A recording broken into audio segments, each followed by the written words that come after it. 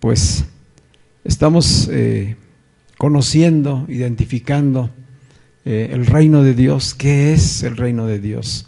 ¿Cómo es que se hace presente? ¿Cómo es que tú y yo somos parte del reino de Dios? ¿Qué implica vivir en el reino de Dios cuando aún estamos en este mundo, en el mundo natural, cuando aún vivimos en oposición, porque es un sistema totalmente opuesto a Dios? El sistema del mundo es un sistema opuesto totalmente. El sistema de Dios, el sistema del mundo se rige por el ego. En el sistema del mundo gobierna el ego, el egoísmo. Y a partir de ahí, toda su creación, sus mecanismos, sus maneras de obrar son perversas y malignas y llevan a destrucción, a división, a separación, a muerte. En el reino de Dios se vive por el Espíritu. Es el Espíritu mismo de Dios obrando, y dice la palabra que su reino es justicia, paz y gozo en el Espíritu Santo, y que los nacidos de nuevo pueden vivir en medio de estas circunstancias, tal como sucedió con Jesús y sus discípulos cuando estaban en medio de la tempestad. En medio de la tempestad ellos pudieron navegar. ¿Y qué hizo Jesucristo cuando estaba en medio de la tempestad? Él dijo: callen, alto. Y los vientos y las olas y todo vino a la paz. Y las almas de los discípulos se sosegaron. ¿Qué necesitamos hoy nosotros? Esa misma paz. Saber que Cristo está navegando juntamente con nosotros. No importa si es en el agua, si es en el fuego, en el tiempo de la prueba, en el tiempo de la angustia, Él está con nosotros. Y esas palabras deben seguir resonando en nuestra alma. Calma, calla, yo estoy contigo. Yo estoy contigo hasta el fin, hasta el fin. Nunca te dejaré, nunca te abandonaré. Siempre te levantaré cada vez que tú te tropieces, porque te amo, porque te amo. Por eso te he hecho libre, por eso te he hecho mío, por eso eres mi hijo, mi hija, mi pueblo. Amén. Así que es importante redescubrir el reino de Dios en la palabra. Si no, no vamos a conocer el reino de Dios fuera de la revelación de la Escritura. Necesitamos ir a la Escritura. Allí ha estado siempre la revelación, allí ha estado siempre el sustento, para que los que viven por la fe disfruten del reino de Dios. Entonces hoy la iglesia necesita regresar a los principios y redescubrir qué es el reino, cuáles son sus principios, cuáles son sus propósitos, cuáles son sus valores, cuál es el estilo de vida de un hijo de Dios, cómo los hijos de Dios pueden vivir en este mundo de naturaleza caída en la paz y el gozo del Señor, en la justicia de Dios. Es importante, ¿verdad? No es asunto de religiones, no es asunto de doctrinas, no es asunto de organizaciones o de partidos, es de revelación. Es un asunto de revelación que Dios trae por medio de su Espíritu en la palabra misma de Él. Por eso estamos estudiando y profundizando en lo que es el reino de Dios. Y vamos a entrar a una parte muy importante dentro de la Escritura que se titula en todas las Biblias el Sermón del Monte.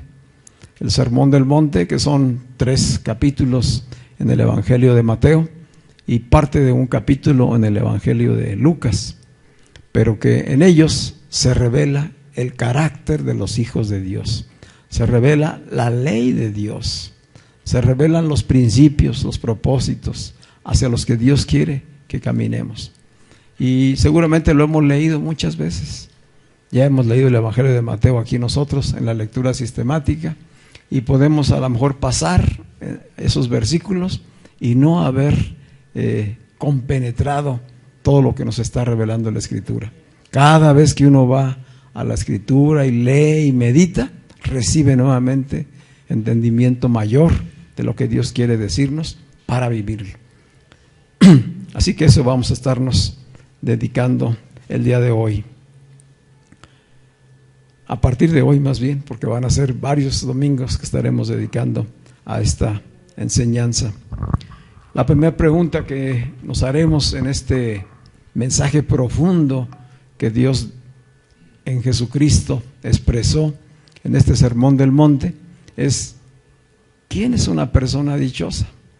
Hoy en el mundo, ¿a quién consideramos una persona dichosa, una persona feliz? ¿Quién es una persona bendecida? Que podemos decir, esa persona es bendecida, esa persona es dichosa, esa persona es feliz. Y si tú le preguntas al mundo, ¿qué crees que conteste el mundo? Pues feliz es aquel que tiene esto, que tiene aquello. Feliz es aquel que ha logrado esto, que ha obtenido aquello. Y lo sitúan siempre en cuestiones materiales, en cuestiones perecederas. El que tiene bienes y riqueza, el que tiene propiedades, el que tiene fama, el que tiene posición, el que tiene poder, ahí está ligado. Y si nosotros revisamos a profundidad esto, nos damos cuenta que son valores del ego. Esos son los valores del ego, del egoísmo, de la naturaleza humana, carnal. Y entonces dice, ese es el que es dichoso. Y resulta que cuando nos dicen que esas son las personas dichosas, pues podemos ver que a lo mejor no fue igual el principio que el final de esa persona. Muchas de esas personas que nos ponen como modelos de dicha, de felicidad, de prosperidad, son de barro. ¿Verdad? Y en un momento dado pueden estar arriba, pero al día siguiente los podemos ver cómo se desmoronan, cómo se deshacen. Y podemos ver que todo lo que acumularon y que todo lo que guardaron se tuvo que quedar aquí, porque nada trajimos ni nada nos podemos llevar, dice Salomón. Y esta conciencia hay que tenerla siempre, de manera que nuestra vida no esté sometida a la esclavitud de las cosas terrenales, de los bienes perecederos. Pero si le preguntas al mundo, no, pues dichoso es el que tiene trabajo y trabaja 24 horas y gana miles de pesos, ¿verdad? Aunque su salud esté deteriorándose, aunque su vida espiritual ni siquiera exista. Hay quienes van a decir, no, pues la persona dichosa, feliz es aquella que es saludable, que tiene una salud física que se nota y que vive muchos años. ¿Será? Dice, si el Espíritu de Dios no está ahí, todo eso es perecedero, ¿verdad? Entonces esto nos lleva pues a que pongamos atención al mensaje de Jesús para revisar los valores. ¿Qué es lo que realmente vale la pena en la vida? ¿Qué es la vida? ¿Qué propósito tiene la vida hoy, a mi edad, en la etapa de vida en que me encuentro? ¿Qué es lo valioso? ¿Cuáles son las prioridades? ¿Qué cosas debo atender? ¿A qué cosas les debo decir? Espérenme tantito. A estas hay que decirles, ustedes sí, definitivamente, háganse a un lado. Porque hay muchas cosas, hay muchas circunstancias, muchas voces que nos tratan de desviar. Hay muchas cosas que vemos, que oímos, que nos acercan, que nos rodean, que nos quieren mover a otro tipo de prioridades. Entonces es importante ir a la palabra de Dios. En contraste, ya Jesús había hablado de esto en Lucas capítulo 12, versículo 15. Se acercó un hombre y le dijo a Jesús que le ayudara. Estando Jesús en su ministerio y predicando, le dijo, Señor, interviene, dile a mi hermano que parta la herencia conmigo. ¿Habrá conflictos en las familias por causa de los bienes? Primero hubo unos padres que se esforzaron, que acumularon, que lograron tener, y luego los hijos están partiendo entre ellos, dividiéndose, entrando en conflicto por aquellos bienes. Pues así vino un varón y le dijo a Jesús, oye, dile a mi hermano que no se haga gandalla, que no se quede con todo, que parte la herencia conmigo. Y dijo Jesús, ¿y a mí quién me ha puesto por juez? ¿Quién me puso por partidor? Inmediatamente Jesús ubica a la persona en que Él no vino a atender cosas materiales, que esa no es la prioridad. Y dijo Él después estas palabras, no solamente al varón que le estaba pidiendo intervención, sino a todos los que estaban ahí. Les dijo en el versículo 15 de Lucas 12, mirad, es decir, pongan atención, observen y guárdense de toda avaricia. ¿Qué es la avaricia? El deseo desmedido por las cosas del mundo, las cosas materiales, el estar deseando y nunca saciarse. La avaricia no tiene límite, siempre está deseando tener, porque piensa que ahí está la felicidad, que el vacío que experimenta la persona puede llenarlo con cosas, puede llenarlo con dinero, con bienes, ¿sí? Con cosas de lujo, de gozo, de placer. Dijo Jesús, cuidado, observen y guárdense de toda avaricia, porque la vida del hombre, si la vida, la felicidad, la bendición en el hombre, no consiste en la abundancia de los bienes que posee. No consiste en eso. Un versículo muy importante a tener presente en cuanto a cómo opera el reino. ¿Cómo opera el reino? No está diciendo Jesús que no tengamos riquezas. No está diciendo Él que no seamos gente próspera, que trabaje, que pueda disfrutar de lo que Dios ha creado. ¿Cómo lo sabemos? Porque desde el Antiguo Testamento así Dios lo vino revelando. Dijo, todo lo he creado para que tú lo disfrutes. Solamente que tú eres el administrador. Te lo doy en administración. Tu cuerpo, ¿sí? Tus hijos, tu matrimonio, tus bienes, tus riquezas, tu trabajo, todo lo que he puesto en tus manos es para que lo administres y para que lo administres bien. Pero otros entendieron que era para acumular y que podía acumular más el que tenía más saliva, ¿verdad? Que el que tiene más saliva come más pinole, dice el dicho, ¿verdad? Y unos entendieron eso, de que se trataba de eso. Y es una carrera que hasta el día de hoy está prevaleciendo. Y que el que se siente más fuerte, el que se siente más sabio, el que se siente más poderoso, es el que más quiere tener, ¿verdad? Pero que igual terminará en el mismo cajón y en la misma sepultura que el que menos tiene, ¿verdad? Es decir, qué importante poder entender las palabras de Jesús y ponerlas en el contexto el día de hoy.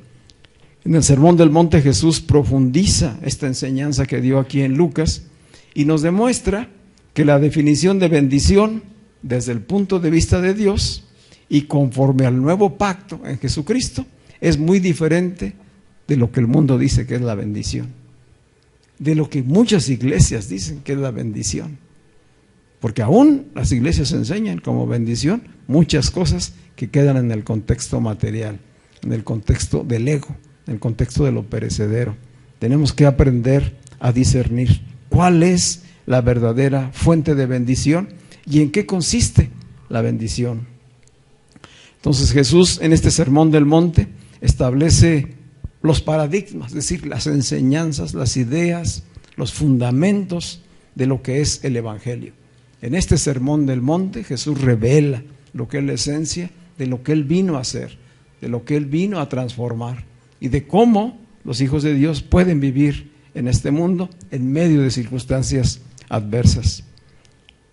Él enseñó que la humanidad debe darse cuenta, la humanidad debe darse cuenta, no solamente Israel, no solamente el pueblo de Israel en ese tiempo, sino toda la humanidad debe darse cuenta que nuestra mayor necesidad es Dios mismo. Nuestra mayor necesidad es Dios mismo. El único que puede llenar el vacío que experimenta el hombre es Dios mismo. ¿Cuál es la causa del vacío que llegamos a experimentar en la naturaleza humana? La separación de Dios. Esa es la causa del vacío. El hombre fue separado de Dios desde el principio a causa del pecado. Y esa separación se llega a experimentar cuando no hay una relación con Dios, cuando no hay comunión con Él. Porque cuando no hay comunión con Dios, tampoco hay comunión con los demás. No podemos tener comunión entre nosotros sin tener comunión con Dios. ¿sí? Mientras estamos en el ego es separación, división. Eres tú, es individuos. El ego lleva siempre a la individualidad, a buscar la realización del individuo, aunque pase por los derechos y por los privilegios de los demás. Es siempre queriendo las cosas llevarlas al uno, cuando Dios enseña que hay que buscar la comunión, primero con Él y luego con los demás. Así que, ¿dónde está la fuente de bendición? Pues la fuente de bendición es Dios mismo. Si Dios está conmigo, yo soy un bendecido de Dios. Si no tengo a Dios, aunque tenga todas las cosas materiales, soy un desdichado, soy un infeliz. Dijo la Escritura en Apocalipsis: César, eres un pobre, infeliz y ciego, desarrapado, ¿verdad? Aunque creas que tú tienes un montón de cosas materiales, si no tienes al Dios verdadero. Así que ser bendecidos significa que somos merecedores de la bondad, del favor de Dios en todo lo que somos y en todo lo que hacemos. Un bendecido de Dios tiene el favor, la gracia de Dios en todo lo que es y en todo lo que hace. Primero, para salvación, para ser justificado, perdonado, libre de culpa, y después disfrutar de todo lo que Dios ha provisto para nuestro bien. Y hacerlo, entonces sí, multiplicar. Si a Dios no le importara el hacer riquezas y el multiplicar las cosas que nos ha dado, pues no pondría la parábola de los talentos como un ejemplo, ¿verdad? ¿Sí? Solamente que no a todos les dio la misma cantidad. A cada quien Dios le da una medida, ¿verdad? Y esa medida no es para que nos envidiemos unos a otros, es para que de acuerdo a las capacidades y al propósito que Dios tiene, las multipliquemos, las hagamos prosperar y las pongamos al servicio del reino. No es para engolosinarnos y encumbrarnos. Entonces a uno, pues a lo mejor le da capacidad para un talento, a otro les dará para 2, 3, hasta 5, ¿verdad? Pero claro que a Dios le interesa que hagamos multiplicar aquello con lo que nos ha bendecido, materialmente hablando. No solamente para nuestro disfrute, sino pensando en la comunión. ¿Amén? Entonces vamos pues a meternos de lleno a este sermón del monte y vamos a ir allí a Mateo capítulo 5. Vamos a iniciar con las bienaventuranzas. Las bienaventuranzas, que así se titula en muchas Biblias, que son las bendiciones. Mateo 5, versículos del 1 al 12.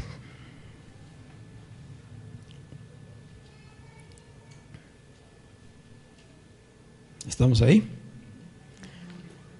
Vamos a leer ahorita los 12 versículos y luego voy a ir profundizando en cada uno de ellos para que esta palabra revelada quede en nuestra mente y en nuestro corazón. Dice el versículo 1 de Mateo 5, que cuando Jesús vio a la multitud, lo seguía muchísima gente. Ya tenía algún tiempo caminando Jesús, predicando, y dice que la gente lo seguía, y entonces él subió al monte y se sentó. ¿Se acuerdan qué sucedió en el Antiguo Testamento con Moisés cuando llegó con Israel al monte, al pie del monte Horeb, allá en el desierto? ¿Pero qué hizo Moisés? Subió al monte. ¿Sí? Allá subió al monte. ¿Sí? Allá en el Antiguo Testamento es una figura. Moisés es una figura de lo que haría Jesús en su tiempo acá, ya en el nuevo pacto. Entonces, así como Moisés subió al monte, ¿a qué subió al monte Moisés? A recibir las tablas de la ley, ¿sí? Que era la cultura para el pueblo de Israel a partir de que eran libres. ¿A qué subió Jesús al monte? A enseñarnos la cultura del reino. Ya no en tablas de piedra, sino lo que iba a ser revelado a nuestros corazones. El Espíritu mismo que Él iba a poner en nosotros. Son cosas enormes de distancia, ¿sí? Allá con Moisés es a vivir por las obras, por los esfuerzos, ¿sí? A someterme, a querer cumplir y alcanzar lo que decía Dios que había que hacer. No matarás, no mentirás, no robarás, no fornicarás, etc. Y acá Jesús va a decir cosas tremendas, muy superiores a esas que eran solamente no, que eran prohibiciones. Acá Jesús va a ir más alto, más profundo, porque no se trata de capacidades humanas, se trata del Espíritu mismo de Dios en nosotros. Entonces no se trata de que nosotros aprendamos como hijos de Dios a ser buenas personas, a que lleguemos a aprender buenos hábitos. Eso sería estar en el Antiguo Testamento, viviendo conforme a la ley del Antiguo Pacto. Hoy nosotros vivimos en la libertad del Espíritu, justificados, perdonados, y con su Espíritu en nosotros para vivir la vida del reino. Es decir, no solamente nos sacó de esclavitud, sino nos dio toda la capacidad de poderlo disfrutar desde ahora, por causa de Cristo, por la obra de Cristo. Algo que Moisés nunca pudo hacer. ¿Qué pasó con Moisés? Moisés bajó con las tablas de la ley y luego tenía que ser un capataz con la gente para que pudieran cumplir, ¿verdad? Sabemos que inmediatamente estaban pecando. Cuando él estaba allá arriba, ellos ya estaban acá idolatrando a un becerro. Y así batalló Moisés. Todo el tiempo de su peregrinar en el desierto fue una batalla con el pueblo de Israel para que pudieran hacer y cumplir los mandamientos. Aquí no vemos a Jesús en ningún momento que nos esté latigueando, ¿verdad? ¿O alguien ha sentido el látigo de Jesús? Diciéndole, tienes que ser santo, tienes que ser perfecto. ¿No que no? ¿Por qué? Porque Él es el buen pastor. El buen pastor dio su vida por las ovejas.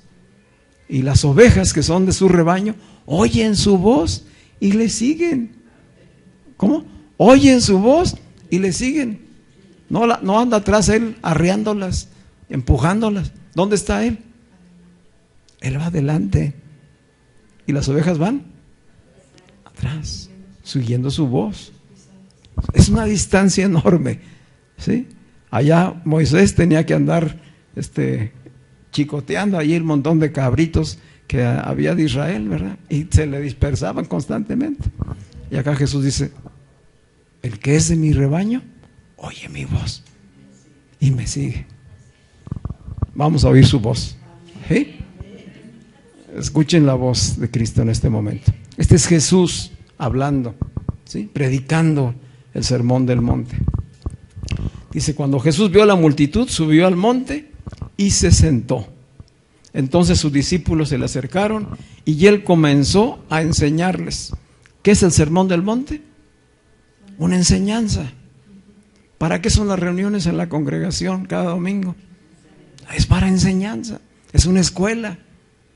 Es una escuela donde tenemos que ir avanzando y graduarnos. ¿Verdad?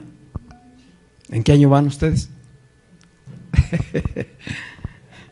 Dice vamos al versículo 3. Empieza las declaraciones. Dice Jesús, comenzó a enseñarles diciendo, bienaventurados los pobres en espíritu, porque de ellos es el reino de los cielos. Repito, bienaventurados los pobres en espíritu, porque de ellos es el reino de los cielos. Bienaventurados son los que lloran, porque ellos recibirán consolación. Bienaventurados los mansos, porque ellos heredarán la tierra. Bienaventurados los que tienen hambre y sed de justicia, porque ellos serán saciados. Bienaventurados los misericordiosos, porque ellos serán tratados con misericordia. Bienaventurados los de limpio corazón, porque ellos verán a Dios. Bienaventurados los pacificadores, porque ellos serán llamados hijos de Dios. Bienaventurados los que padecen persecución por causa de la justicia, porque de ellos es el reino de los cielos. Bienaventurados serán ustedes cuando por mi causa los insulten, los persigan y mientan y digan contra ustedes toda clase de mal. Gócense y alégrense, porque en los cielos ya tienen ustedes un gran galardón, un gran premio. Pues así persiguieron a los profetas que vivieron antes que ustedes. ¿Se entendió? Jesús está enseñando con paradojas, con cosas que parecen contradictorias, ilógicas. ¿Cómo que los pobres en espíritu son los más bendecidos? Que es el número 1. Bendecidos, que eso significa la palabra bienaventurado, bendecido, dichoso, alegre, feliz, bienaventurado. Los pobres en espíritu, porque de ellos es el reino de los cielos. Y bueno, ya escucharon ustedes de qué manera son estos contrastes. Pareciera contradictorio. ¿Quién es el verdaderamente dichoso? ¿Quién es el verdaderamente bendecido? ¿Quién es el verdaderamente feliz? Estos que está diciendo aquí Jesús. 8 declaraciones de bienaventuranza, 8 declaraciones de bendición. No es un decálogo, no son 10 como en el Antiguo Testamento con las tablas. Son 8, pero tienen la misma característica. Las primeras 4 bendiciones o bienaventuranzas están dirigidas a la relación entre nosotros y Dios, entre Dios y su pueblo. Igual que los mandamientos del Antiguo Testamento, una parte, los primeros 4, están dedicados a la relación con Dios y los otros 6 a la relación entre las personas. Entonces Jesús está siguiendo este modelo de parte de Dios, que es un modelo divino, ¿sí? Que son 2 claves fundamentales en la relación, en el crecimiento, en la comunión de cada uno de nosotros. Comunión con Dios y comunión con los demás. Amarás al Señor tu Dios, es el primer mandamiento. Y el segundo, amarás a tu prójimo como a ti mismo. Entonces aquí está resumiendo, más bien Jesús resumió después en 2 mandamientos, pero aquí está detallando con 8 bienaventuranzas estos mismos principios, los mismos que están allá en la ley de Moisés. Pero aquí va a un nivel superior. Aquí va a un nivel superior. Entonces tenemos que poner atención, porque yo creo que muchas veces hemos leído estas bienaventuranzas y tenemos a lo mejor cierta idea de quiénes son los pobres en espíritu. Esta es la primera pregunta. ¿Quiénes son los pobres en espíritu? Porque de ellos es el reino de los cielos. ¿Tú estás entre los pobres de espíritu?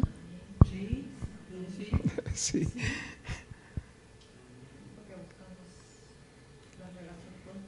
Sí. Necesitamos de Dios. Pero si a la gente le dices, ven a la iglesia, y entonces el Señor te va a hacer pobre en espíritu. Ah, no, pues yo quiero ser rico. ¿Cómo que? Para pobre ya soy pobre. Tenemos que entender las cosas espiritualmente y no materialmente, no naturalmente, ¿verdad? Sí, hay que discernir espiritualmente. Entonces por eso vamos a ir profundizando. Jesús comienza con una descripción de quiénes son los verdaderamente bendecidos por Dios. Estos 8 grupos de personas, habla de grupos de personas, 8 son los verdaderamente bendecidos por Dios. ¿Cómo lo dice? Con la palabra bienaventurado, bendecido, dichoso, feliz. Alguien que alcanza el nivel máximo de dicha y felicidad desde aquí y para siempre. Ese es el plan de Dios. ¿En qué consiste la bendición? Decíamos que aparentemente con contradicciones, con paradojas, Jesús va enseñando cuál es el carácter que debían de adquirir los bendecidos de Dios. Los bendecidos de Dios tienen un carácter que corresponde al reino. ¿Cómo se adquiere ese carácter?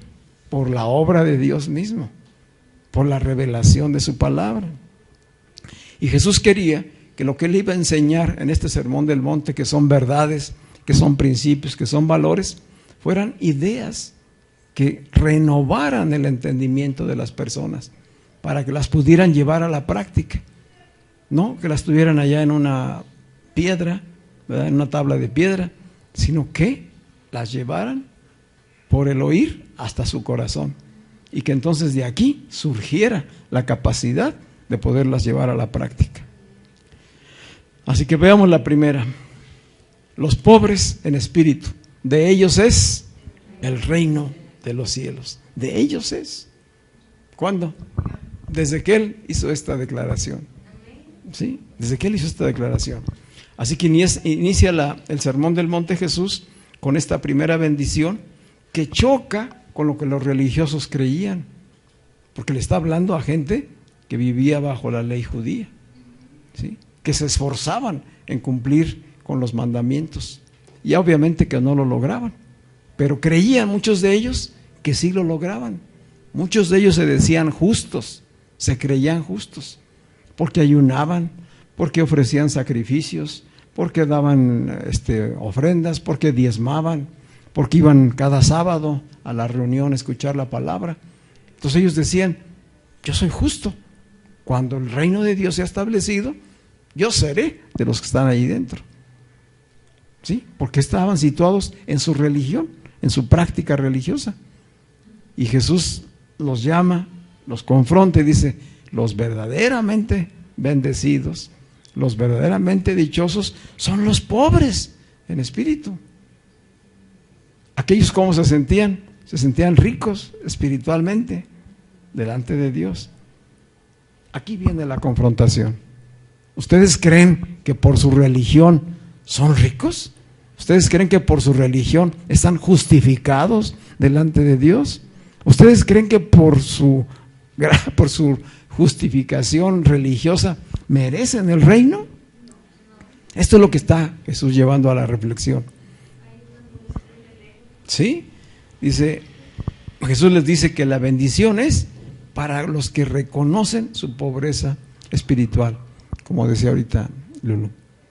Los pobres en espíritu son los que llegan a tomar conciencia de que están lejos de Dios, de que están llenos de culpas, de vergüenzas, de acusaciones, de que sus actos, sus actitudes, sus palabras, sus maneras de pensar son condenables y no son felices. Pueden ofrecer sacrificios, pueden ir a una reunión el domingo, pero ¿cómo viven el resto de la semana? Con culpas, con vergüenzas, con acusaciones, con conflictos. Allí no hay dicha, allí no hay felicidad. Dice Jesús, necesitas tomar conciencia de tu gran necesidad de Dios, de que estás pobre espiritualmente, o sea, no tienes nada de espíritu de Dios, no tienes nada de divinidad.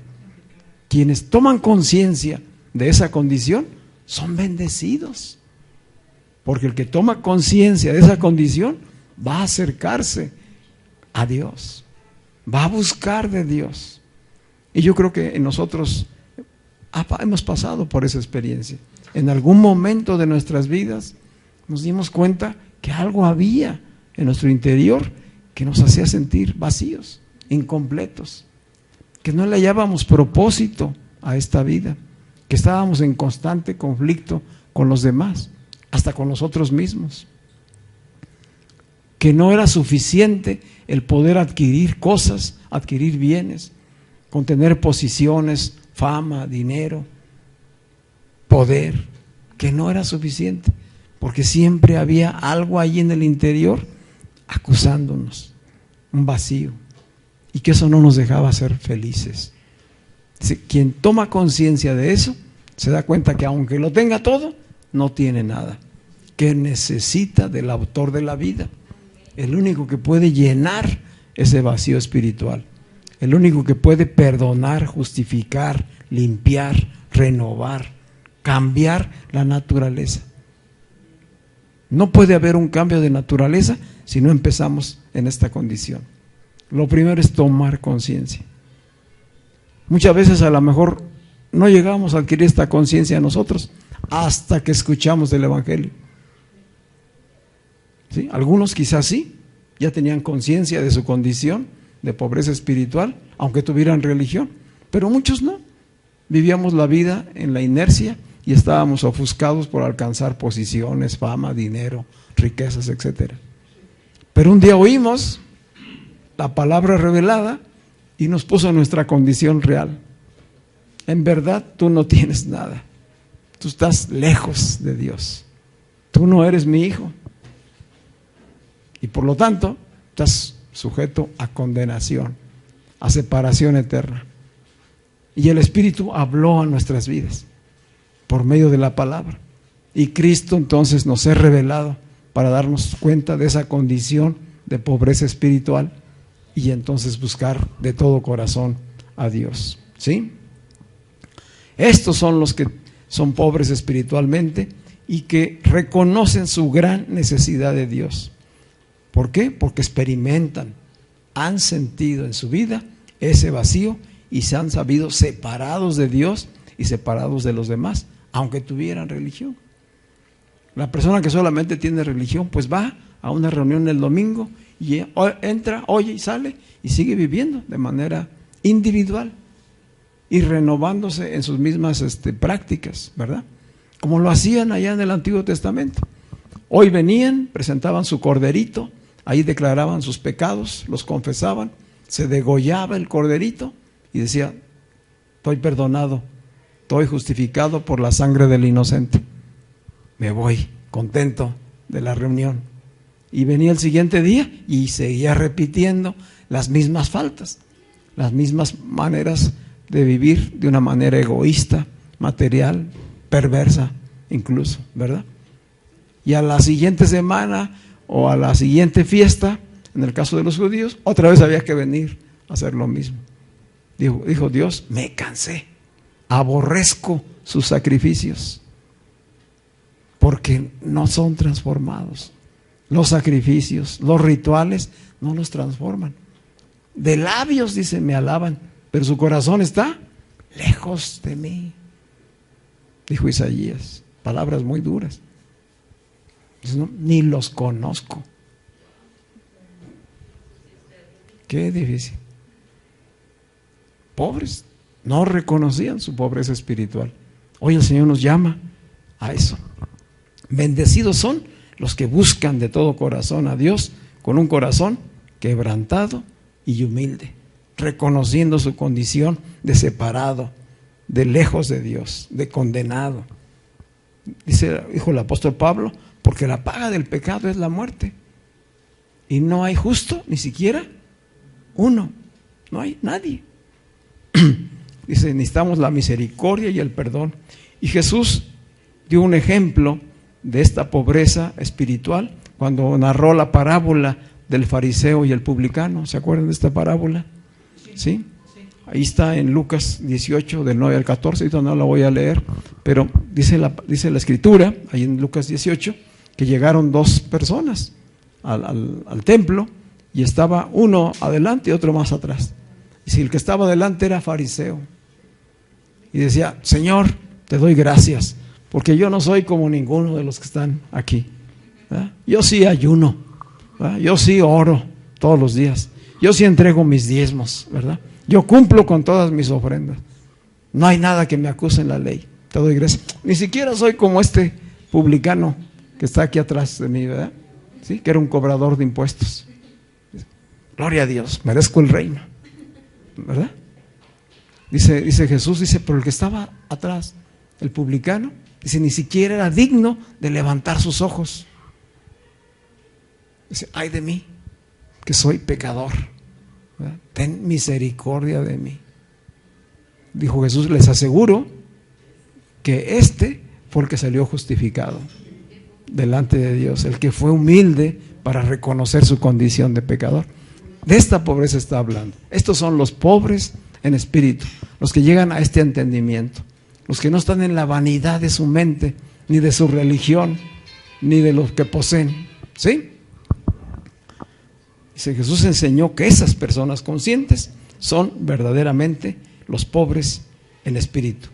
Y el único que tiene poder para redimir, reconciliar y bendecir, pues es Dios a través de Jesucristo.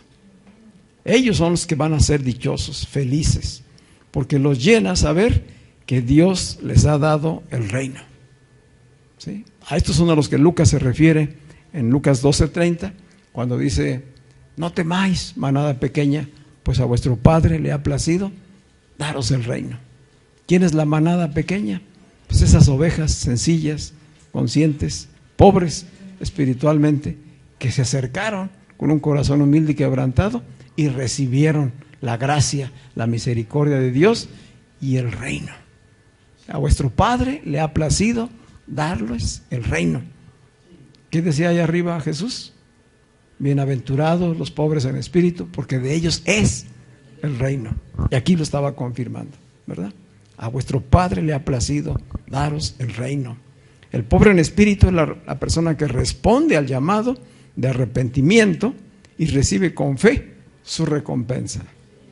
Respondió a la palabra con arrepentimiento y con fe recibe. De ellos es el reino de los cielos. El reino viene, llega y transforma su vida. Amén. Dijo Isaías allá en el Antiguo Testamento, en Isaías 57:15, porque así ha dicho el alto y sublime, el que habita la eternidad y cuyo nombre es santo. Yo habito, es Dios diciéndolo, yo habito en las alturas, en santidad, pero también doy vida a los de espíritu humilde y quebrantado. ¿A quiénes les da vida? A los pobres en espíritu y a los quebrantados de corazón. Es decir, la gran bendición es que Dios, por medio de Jesucristo, viene a habitar en el humilde, en el sencillo, en el quebrantado de espíritu. Y entonces le otorga el reino. El reino lo establece en su propia vida. Lo hace partícipe del reino. Cambia su naturaleza. De una naturaleza egoísta, perversa, maligna, ahora en una naturaleza santa, purificada, santificada por medio del sacrificio de Jesucristo. El reino viene, transforma a las personas. Estos son los bendecidos, estos son los verdaderamente bendecidos, porque teniendo esta gracia, esta misericordia, esta justificación, este perdón, pueden disfrutar de todo lo que Dios ha creado. El Salmo 8, que es el salmo que hoy correspondía leer este domingo. Si se acuerdan que estamos leyendo los salmos, ¿ya? Estamos leyendo y meditando en los salmos. En el Salmo 8 dice el salmista: oh Señor, cuando veo los cielos, las estrellas que tú formaste, digo, ¿qué es el hombre para que tú lo visites? Bueno, esa revelación, esa grandeza viene a ser vida abundante cuando Dios viene y toma habitación en ti y en mí, en todo aquel sencillo, en todo aquel pobre y humilde de espíritu. De ellos es el reino de los cielos. Los pobres en espíritu, pues, son aquellos que anhelan el carácter de Cristo. ¿Qué anhelan? Que se desarrolle Cristo. No solamente venimos al reino por medio de esta humildad y quebrantamiento, sino que hoy que estamos en el reino, estos pobres en espíritu que han sido bendecidos anhelan que el carácter de Cristo se desarrolle en ellos. Como dijo Juan el Bautista, que Cristo crezca y yo cada día mengüe. ¿Sí? Eso es la vida. Eso va a ser la vida en el espíritu. Los pobres en espíritu anhelan esto, que puedan reflejar y dar a conocer al Cristo que nos habita, porque ahora vivimos bajo el señorío de Cristo, con el entendimiento de que el reino de los cielos nos pertenece, que no tenemos que esperar al reino futuro. Esto es ahora. Ya podemos vivir hoy en la realidad del reino de los cielos. ¿Cuál es esa realidad del reino de los cielos?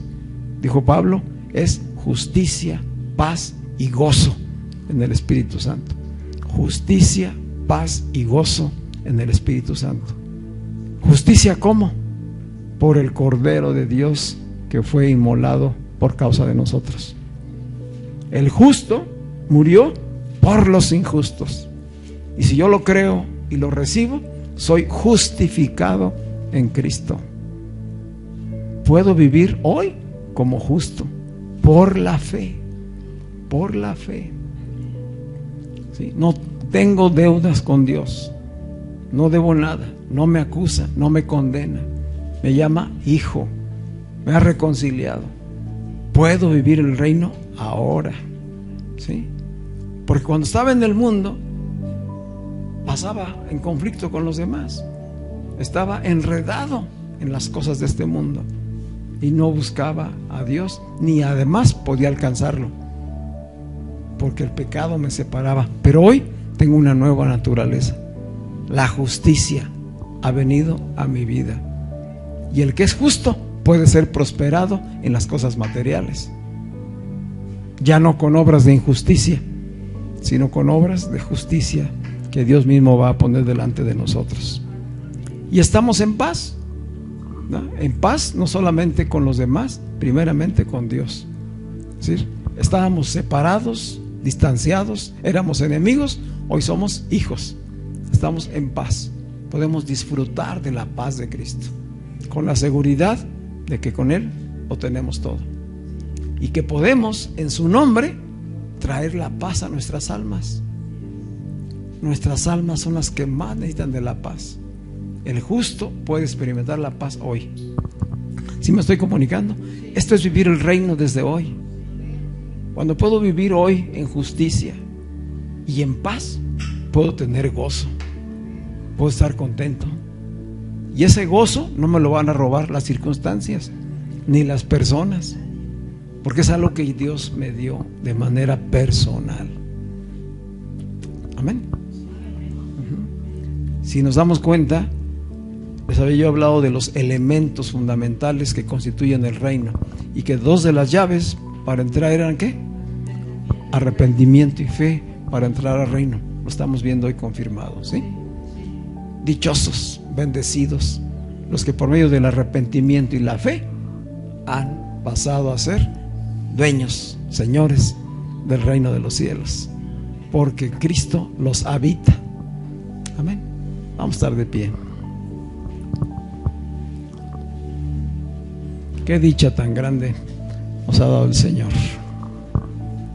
Podemos ser dichosos, podemos ser felices, y es una paz y es un gozo superior al que el mundo nos da, porque el gozo y la paz que el mundo da es pasajero.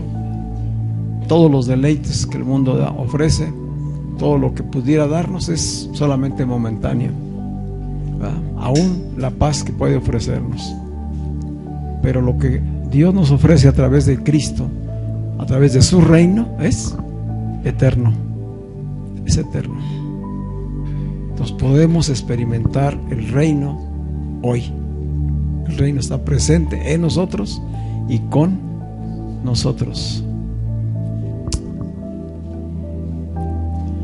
Dichosos, bendecidos los pobres en espíritu, porque de ellos es el reino de los cielos. ¿Tú ya estás disfrutando de esta dicha? Hoy es confirmado, ¿sí? Es por medio de la fe, el arrepentimiento, que Dios nos trae esta gracia y esta bendición abundante. Si tú estás en el reino, eres bien bendecido, muy bendecido. Si no es algo que se nos ocurra decir, es que soy bendecido, no, esta es una realidad espiritual. Y un bendecido puede producir y multiplicar esas bendiciones. Esa capacidad nos ha dado Dios, ¿sí? Padre, te damos muchísimas gracias.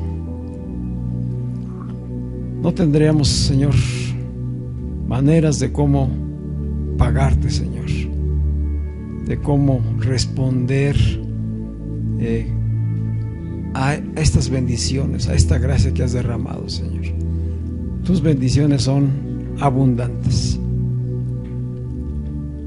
Llena nuestros corazones, Señor, de gratitud. Llena nuestros corazones de gratitud y renueva el gozo, Señor. Renueva la paz en nuestras almas, Señor.